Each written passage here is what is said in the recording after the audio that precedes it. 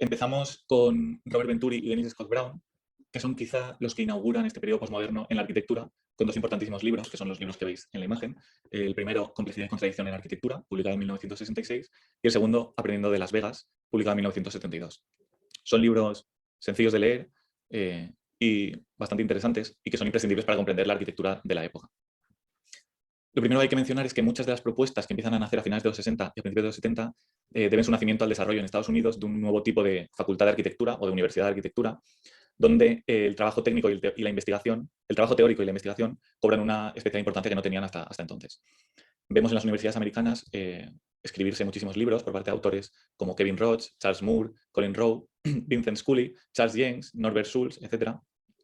Y también, por supuesto, Robert Venturi, que era profesor de universidad, aparte de arquitecto, y que escribió numerosos libros y artículos. Son arquitectos, además todos estos que he mencionado, o profesores, que escriben sobre historia y teoría desde el punto de vista del investigador, más allá de que además hagan arquitectura en sus propios estudios de arquitectura. Y será estas cosas que aprenden en sus investigaciones las que aplicarán en sus proyectos. Es decir, es un nuevo tipo de estudio que tiene un proceso de trabajo mucho más centrado en la teoría y en lo intelectual. Como hemos comentado ya en otras clases, por ejemplo en la del Tintin, una de las críticas más importantes que se hacía después de la guerra al movimiento moderno es que la arquitectura del movimiento moderno se había vuelto incapaz de transmitir significados y valores simbólicos. Robert Musil, un escritor, lo definía con precisión en su libro Hombres sin atributos, donde escribía: el hombre moderno nace en un paritorio y muere en un hospital. ¿Por qué tiene también que vivir en una clínica? Por esos años lo que ocurría es que los arquitectos se habían dado cuenta de que los valores funcionales que se habían defendido hasta ese momento eran insuficientes. Y que eran necesarios en la arquitectura otros valores simbólicos, culturales, históricos, etc. Que es un poco el tema también que ya hemos tratado en las clases anteriores. La cuestión es que a partir de los 60 y los 80, de los 60 y los 70, perdón, este tipo de críticas se plantean desde lo que se conoce como la crítica semiológica, donde semiología o semiológico se refiere a los significados y a la naturaleza lingüística y comunicativa de los edificios. Porque estos arquitectos, estos escritores, piensan que los arquitectos no solo tienen que satisfacer una función, sino que tienen que comunicar a los ciudadanos diversos significados con ayuda de sus formas. María Luisa Scalvini, que es una de estos críticos semiológicos, insiste, por ejemplo, en que la arquitectura debe expresar, además de resolver una función, debe expresar también elementos connotativos, cualidades simbólicas, y para no perder un necesario margen de ambigüedad y ambivalencia. Norbert Schulz, que es otro de estos escritores, construye toda una historiografía del movimiento moderno, en vez de centrado en las técnicas constructivas y en la función, como las anteriores, centrado en la capacidad de la arquitectura para crear significados. Pues en su opinión, los símbolos constituyen la primera necesidad del ser humano, incluso por encima de la satisfacción de las funciones fisiológicas. En opinión de estos teóricos, los edificios modernos no tienen significados cívicos ni públicos para los ciudadanos corrientes. Y fijémonos en estas dos palabras que son muy importantes. No tienen significado para los ciudadanos corrientes. O sea, el sujeto al que va dirigido la arquitectura ya no es el hombre universal o el hombre concreto que podemos ver en el movimiento moderno o en las revisiones críticas, por ejemplo, del Tintin, sino que ahora el sujeto de la arquitectura son los ciudadanos corrientes como conjunto, es decir, las masas. Y por eso la arquitectura de Robert Venturi también se ha llamado arquitectura populista. Hay otros arquitectos que no son Robert Venturi, como por ejemplo Aldo Rossi, que piensan que la memoria es un instrumento muy importante para recuperar ese puente que une a la gente corriente con el mundo de los especialistas arquitectónicos. Y él propone, por ejemplo, en su caso, utilizar elementos históricos porque cualquier persona puede identificar estos elementos, como por ejemplo una columna dórica, como parte de la memoria colectiva de su país o de su civilización. En definitiva, estos autores creen que la arquitectura moderna es demasiado anónima, demasiado repetitiva y abstracta, y que el ser humano no se corresponde con este hombre ideal para el que proyectaban los arquitectos modernos. Y por tanto dicen o afirman que la arquitectura debe asumir su dimensión pública y debe utilizar los símbolos y la historia para conectar con la gente corriente. Es por eso, como he dicho, que esta propuesta se ha llamado también populismo arquitectónico, o, que es como lo vamos a llamar aquí, o arquitectura como sistema comunicativo. Que eso quiere decir que la arquitectura debe comunicar con su forma a los ciudadanos, debe comunicarles algo.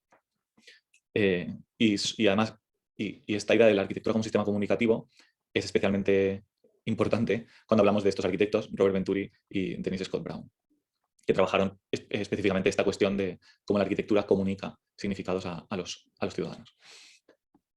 En 1966, Robert Venturi escribe y publica un texto que es muy importante para entender cómo se inicia este camino de la arquitectura moderna hacia la posmoderna, que es el texto Complejidad y contradicción en arquitectura, publicado por el Museo de Arte Moderno, por el MoMA de Nueva York, Museo de Arte Moderno. En este texto, que es fruto de la estancia de Venturi en la Academia Americana en Roma, y que os recomiendo a todos su lectura porque es un texto fácil de leer y interesante, Venturi lo que hace es defender una visión contraria a la arquitectura moderna y realizar un manifiesto a favor de una arquitectura híbrida, contradictoria, compleja y ambigua. Venturi lo que está haciendo es atacar directamente uno de los principios del racionalismo moderno, o sea, uno de los principios de la arquitectura moderna, que es el principio de coherencia. En el libro lo que hace Venturi para atacar este principio de coherencia es analizar más de 200 ejemplos históricos, especialmente de los periodos barroco y manierista, que son periodos que a él le interesan mucho, siempre para demostrar que la riqueza formal de estos ejemplos de la historia que coge no se debe a su coherencia, sino más bien a su complejidad y a la imposibilidad de reducir estos edificios a un solo orden lógico-estético como parecía que proponían los arquitectos modernos. O sea, a la imposibilidad de encontrar en estos ejemplos históricos un único sistema lógico que ordene todo el proyecto. El libro se trata de como he dicho, un manifiesto a favor contra el puritanismo moral de los arquitectos del movimiento moderno, en el que Venturi defiende que la arquitectura moderna es necesariamente compleja y contradictoria. Que la arquitectura debe ser necesariamente compleja y contradictoria. Y rechaza la idea, la frase esta de menos es más, de Mies van der Rohe, y la sustituye por otra frase que se ha hecho muy famosa, que es más no es menos. Y también en otros libros utiliza otra que es menos es un aburrimiento, o menos es muy aburrido, o algo así.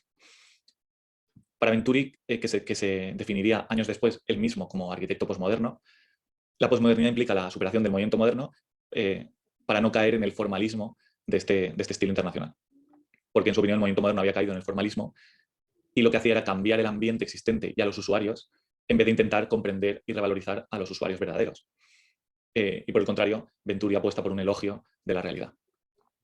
De arquitectura del barroco, esta es otra de las páginas de lo que veis a la derecha del libro Complejidad y Contradicción. De esta arquitectura del barroco, a Venturi lo que le interesa es la capacidad de articular todos los elementos subordinándolos a una unidad geométrica, pero a la vez desarrollando un montón de ambigüedades.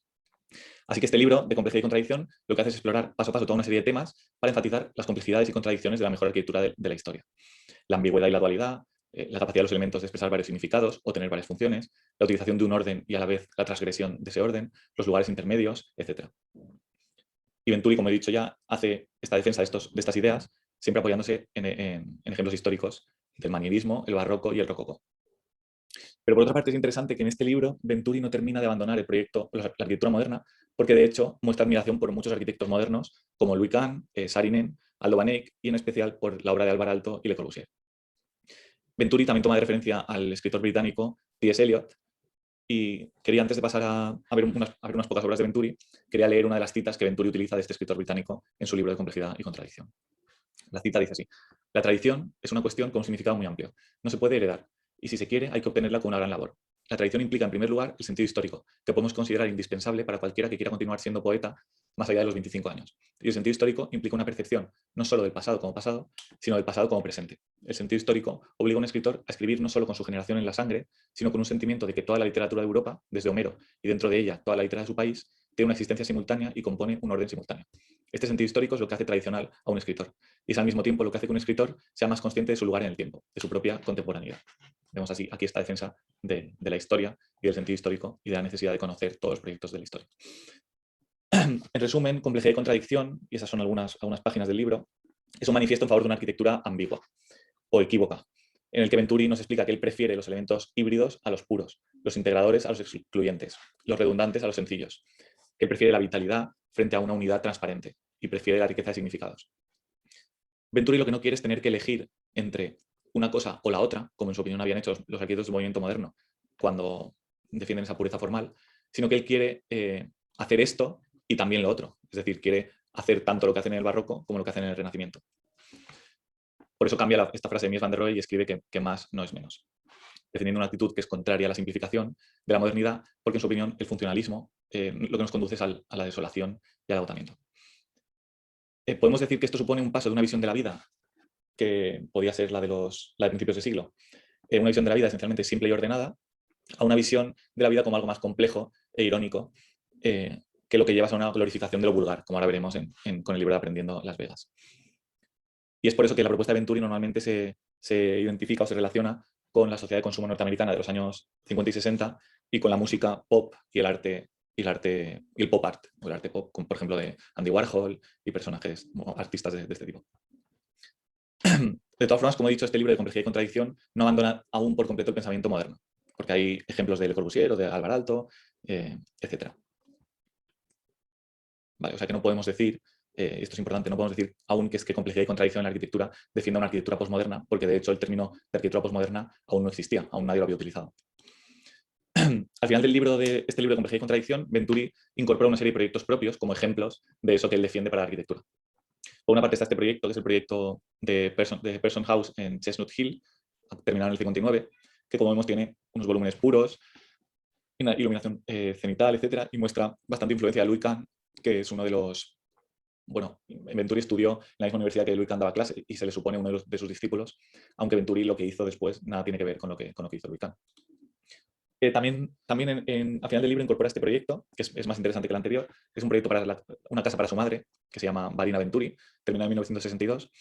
Y aquí ya vemos muchos de los elementos estos de los que hablan complejidad y contradicción, estas ideas de la ambigüedad, del uso de distintos órdenes simultáneamente, etc. Por una parte podemos ver cómo hay una yuxtaposición de la escala doméstica de los espacios, que podemos ver en las ventanas, en la serie en los muebles, etc. O las puertas, con otra escala monumental del edificio que claramente se ve en la foto de la fachada, pues en esta simetría y en esta especie de frontón griego en que se convierte el alzado de la casa.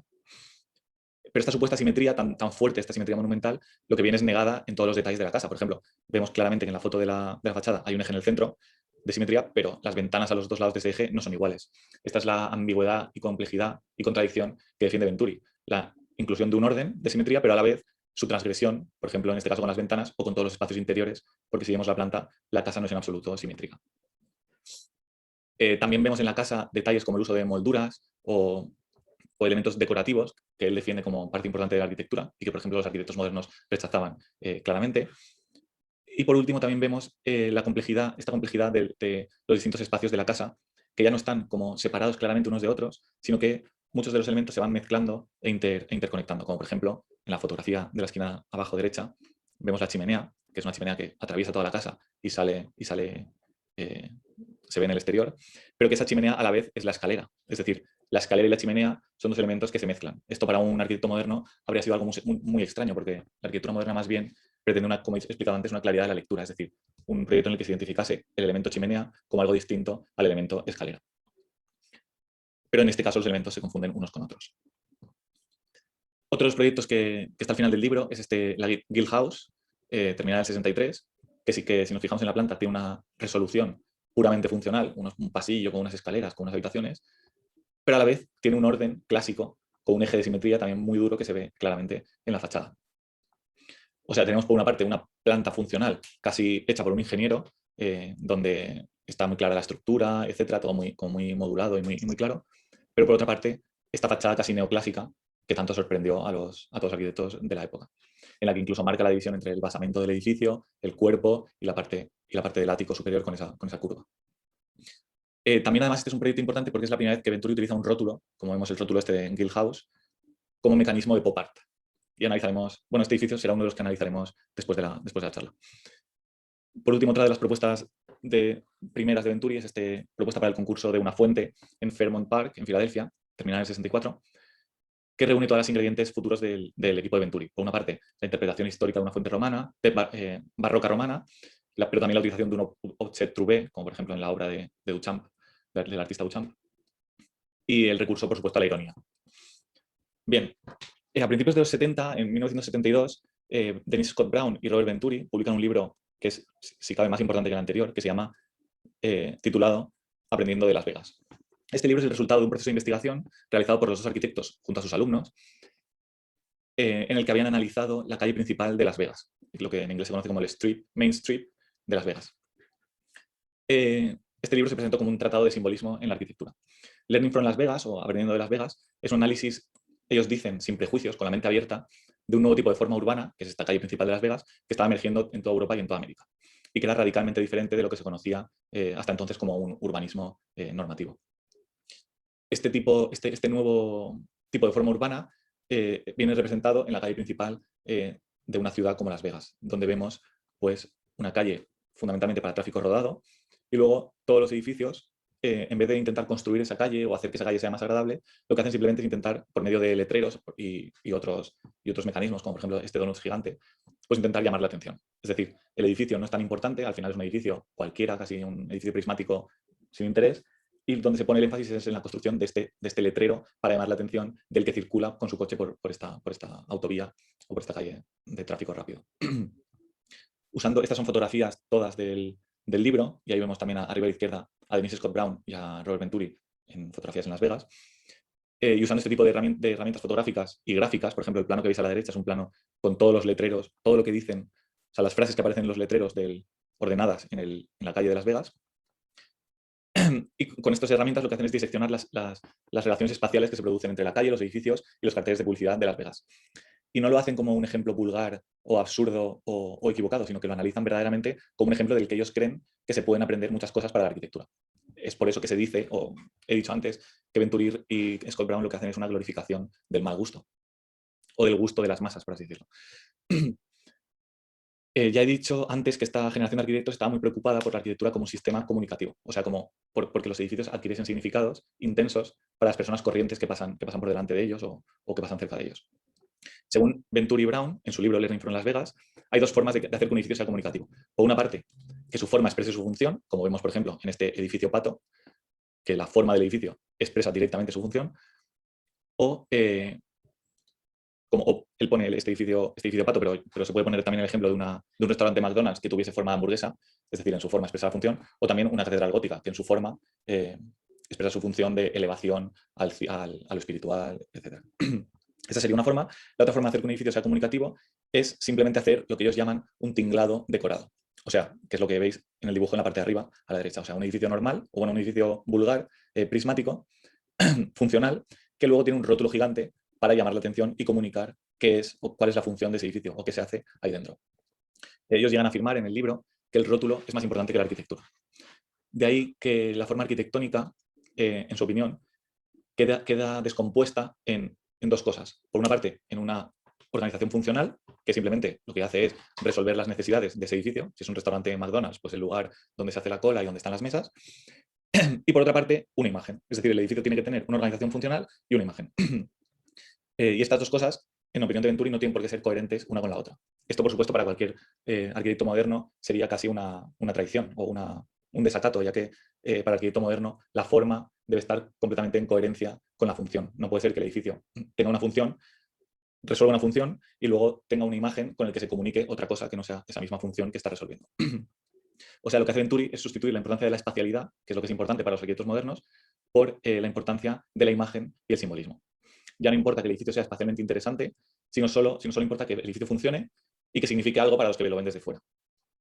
Y por tanto, aquí hay se rompe la conexión que había entre, por ejemplo, la fachada y los interiores del edificio. Que en los edificios de Venturi, como veremos, los interiores dejarán de tener demasiada importancia y lo que tendrá importancia será la fachada y la imagen exterior de los edificios. Esto es lo que se conoce o lo que ellos llaman esta idea del tinglado decorado, que en inglés se dice decorated set, que lo tenéis ahí, en el dibujo de abajo a la izquierda.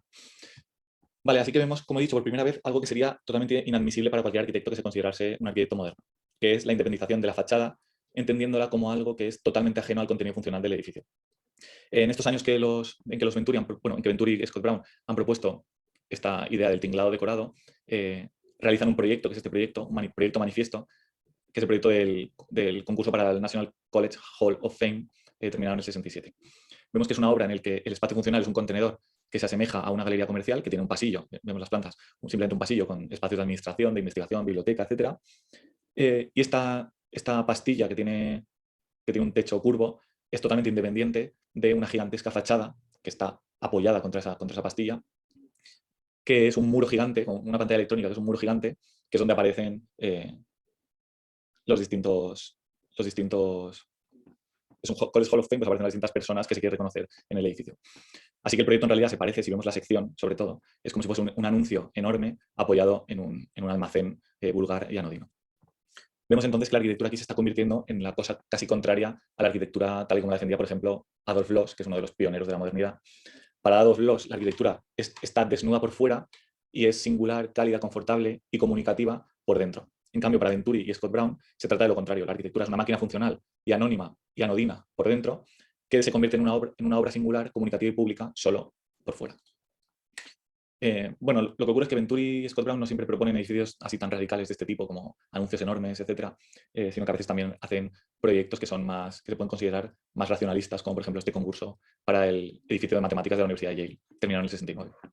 Porque en realidad lo que predomina en la obra de Venturi y Brown es más bien una voluntad autocrítica de demostrar siempre las posibilidades de la arquitectura y recurriendo cada vez a soluciones diferentes. Por último, para terminar con Venturi, vamos a ver algunas obras más de Venturi y Brown.